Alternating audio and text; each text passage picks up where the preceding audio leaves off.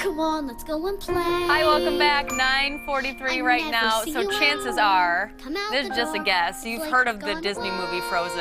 But now it is a spectacular Broadway show that you can see right now at Seattle's Paramount Theater. This morning, I have the pleasure of sitting down with one of the stars of the show, Mason Reeves, who plays Kristoff. Good morning. Good morning. How are you? Yes, I'm good. I'm really good. Now that you're here, we can talk about the show. Yes. MJ had glowing reviews about Frozen. She said she just saw it, so congrats. Thank you. Thank you. Yeah, it's going well.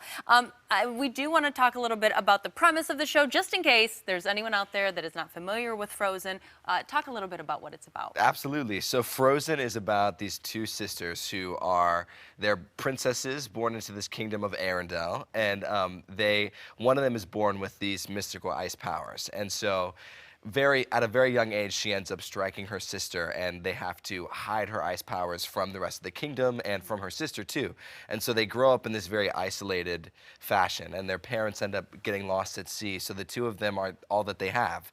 And so the show sort of picks up with her coronation, and it's her, it's Elsa, the woman with the ice powers, becoming queen, and then she ends up showing her powers to everyone, and people freak out, and she ends up causing this winter throughout all of Arendelle. A chain reaction. Yes, a chain reaction of everything, and so the show follows Anna as she goes and tries to not only bring her sister back for emotionally, but end the endless winter, and Kristoff sort of helps them along their journey, and then just a whole bunch of beautiful, wonderful things happen. That's awesome. So I think when you were explaining that, we just saw you on screen there, because you play Kristoff. Yes. Your best friend is a reindeer. Yes. What is that like? Because you don't have the, you don't have the animation to really help along with something like that. It's incredible what they can do. We have these awesome puppets for Olaf, who's the talking snowman, and Sven, who's my reindeer, and I was worried coming into it that it was going to be some sort of because a lot of my scenes I am just talking to the reindeer, and so I was worried that I was just going to feel like I was talking to myself for the whole show. That sounds so hard. I know, it does,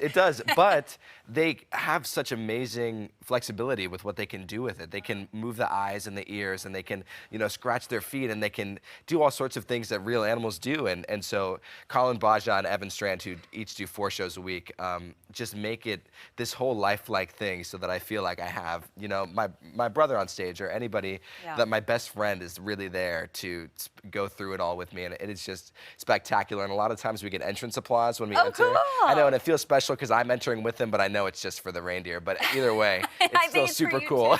And I do think that you just nailed it, though. It's special. I mean, you're getting applause.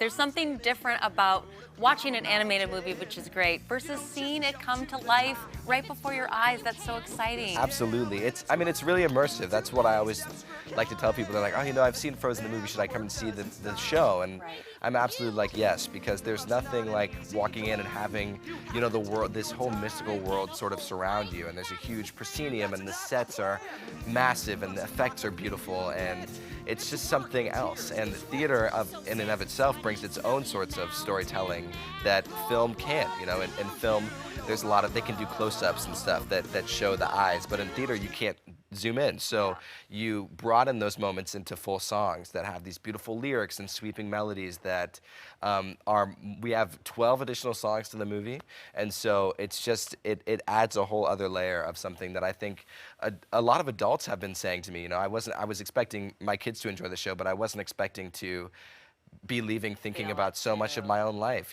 We do have to ask you about Let It Go. I mean, that's like the big, song in the show. How do audiences react with, that song and when Elsa just belts it out? Yeah, it's insane every night. And also our Elsa, Caroline Bowman, is spectacular. And it's funny, as soon as you hear the doo-doo-doo-doo-doo, people start clapping. Oh, because they know it's about to come. Yes, people, and you can just feel the anticipation, and she knocks it out of the park every single time. And then it's just a roar of the audience, and it gives us all energy and leads us on to do the rest of the show. It's electric. Yeah. Listen, thank you so much for joining us this morning. Of course. And Disney's Frozen, running at the Paramount Theater in Seattle through March 1st. You don't want to miss it. Tickets are available here, stgpresents.org. Thank you so much. Thank you. Well, speaking of the weather this morning, I feel like this is a